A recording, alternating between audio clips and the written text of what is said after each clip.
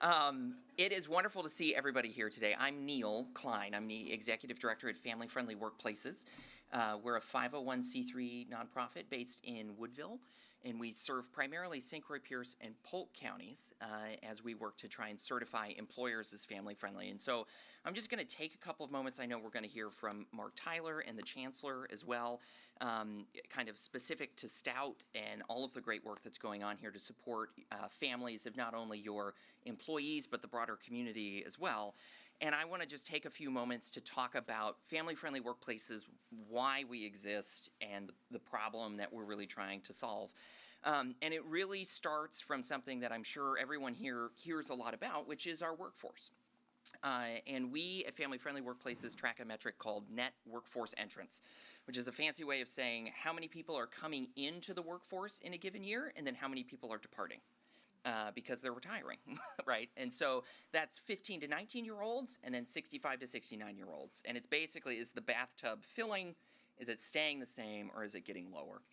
And when we look in St. Croix, Pierce, and Polk counties, but across much of the same geography that I know Stout cares so much about, communities in northern Wisconsin and rural parts of the state are really experiencing a challenging labor market because more people are leaving than are entering.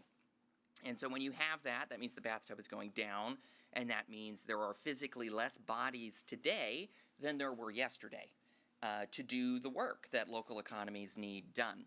And if you do that for a couple decades, you leave communities in a really difficult spot because employers in those communities are going to have a really hard time finding the people that they need. To work. And so we really approach our certification program from that perspective, because what we need to do is we need to help employers recruit and retain talent today, which is what our certification does and which is what Stout is participating in. Over the medium term, we need to figure out how do we get, I always joke, how do we get more 5-year-olds to move here, right? Because when they move here, they tend to bring their parents with them. And that's how we address that medium term shortage that we have. And then over the long term, it's about early childhood. Because right now there's a bunch of kids who are really young or haven't been born yet, but they're coming. And we need to make sure that they have that successful early foundation, because we know that the first 1,000 days of life are so important towards making sure that kids are ready to enter the workforce on time and with the skills that they need to succeed. And that skills piece is where Stout comes in, right? Because you are kind of the terminus of that skills training flowchart, if you will. And I think it's very exciting. We are very excited that Stout is participating in the program, that we've got robust participation from the technical colleges in our area, other UW system schools, that we're all recognizing the importance of trying to address this long-term workforce shortage, because ultimately what we're talking about is the vibrancy of the communities that we know and we love. And that really is the mission of family-friendly workplaces, and that's why we love to partner with employers like Stout to highlight the good work that's being done, but also to talk about that long-term problem and make sure everyone is aware that if there's that little kid you know out in somebody's life that's maybe having a hard time, go help them, because there's really important stuff going on. And we need to take that full spectrum approach towards making sure kids are successful long into the future. So that is a lot of words, but that is what family-friendly workplaces is all about. And we're very excited to be with UW-Stout and all of you today to talk about it. And just so you know it's real, I have the hardware. So this is, we'll take a picture with this when we're all done hearing from speakers. But I want to thank everybody for coming. We're really excited to be here. And I believe I'm going to welcome Mark up next to provide some remarks. Thank you.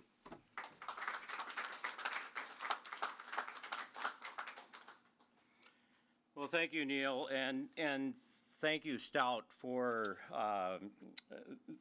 participating in this program. I'd like to maybe talk a little bit about OEM's history. So my background, in addition, the Regent thing is kind of a later addition, but OEM Fabricators is a company up in Woodville. We've got facilities in other parts of the state as well, but mostly all in northwestern Wisconsin.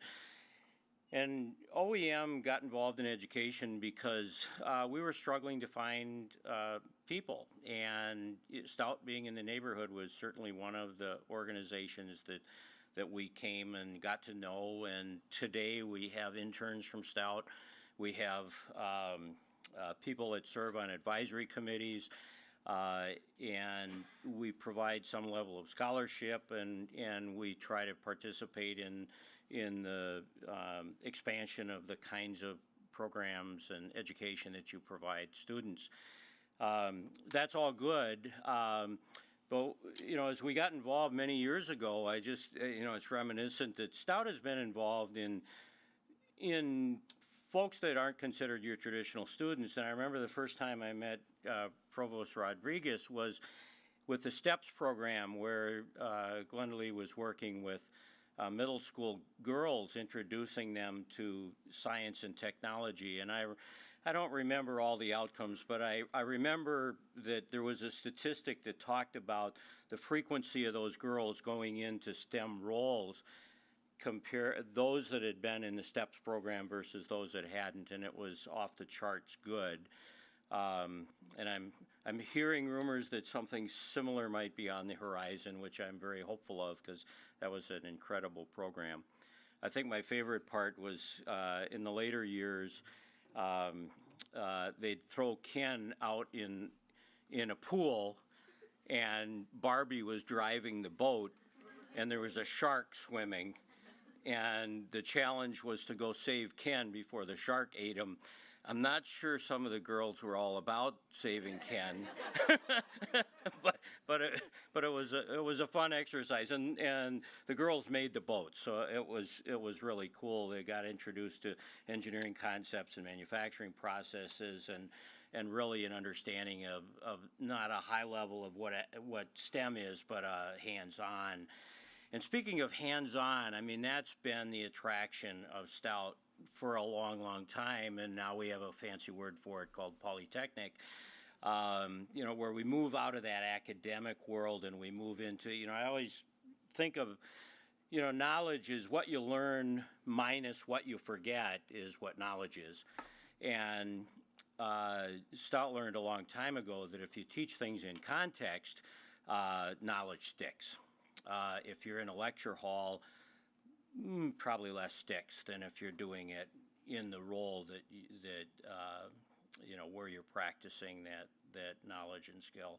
So anyway, we're delighted that Stout is involved in family-friendly workplaces, because we need leaders. This is a new program, and we need people, organizations that are recognized as leaders in the community. Certainly Stout is one of those. And by Stout participating in this program, it really sets a more firm path for others to follow. And that's something that's really important for us and for the community, because our focus is really on how do we engage the community around education writ large, but how do we get started with prenatal, with early childhood, with getting that stuff right? So part of the program that I'll mention is that when organizations participate with us, their participation fee is typically focused on how many team members they have in their organization.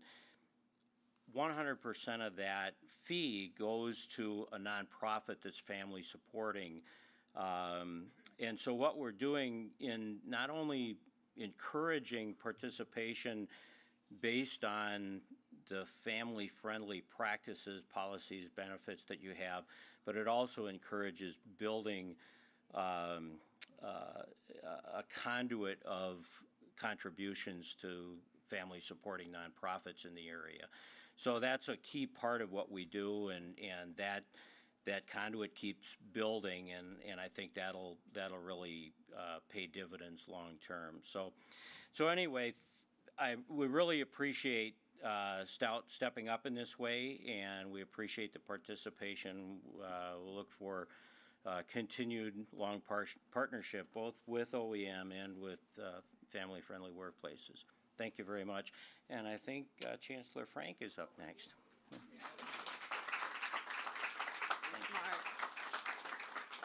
Hi, everybody, and thanks so much for coming out. A special thank you to Regent Mark Tyler. we were just talking a few minutes ago, and he's a connector. He describes himself as a connector, and he's definitely a connector. And he was on my hiring committee. And so, he was one of the people that got me excited about Stout. And he really understands how we do the work, and he just described that, right? He understands Stout.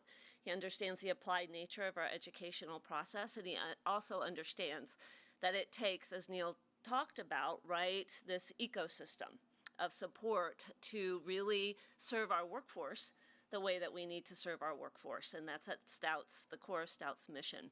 So thank you, Neil, thank you, Mark, for understanding the way you do and for doing the work that you do.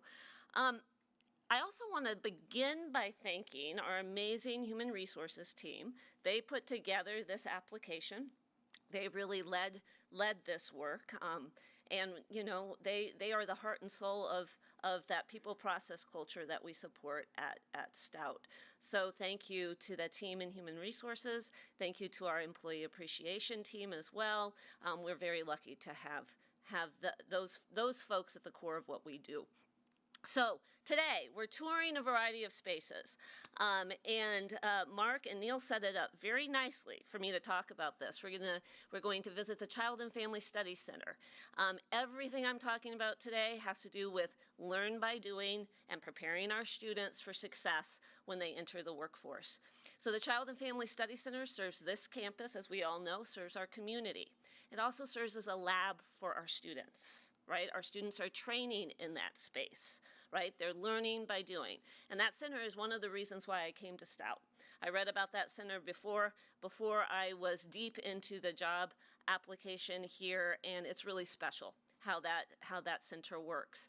And so folks are going to hear today about not only what it's doing that's great today, but what happens when we renovate heritage, and all the great things that are going to ensue for them post-renovation.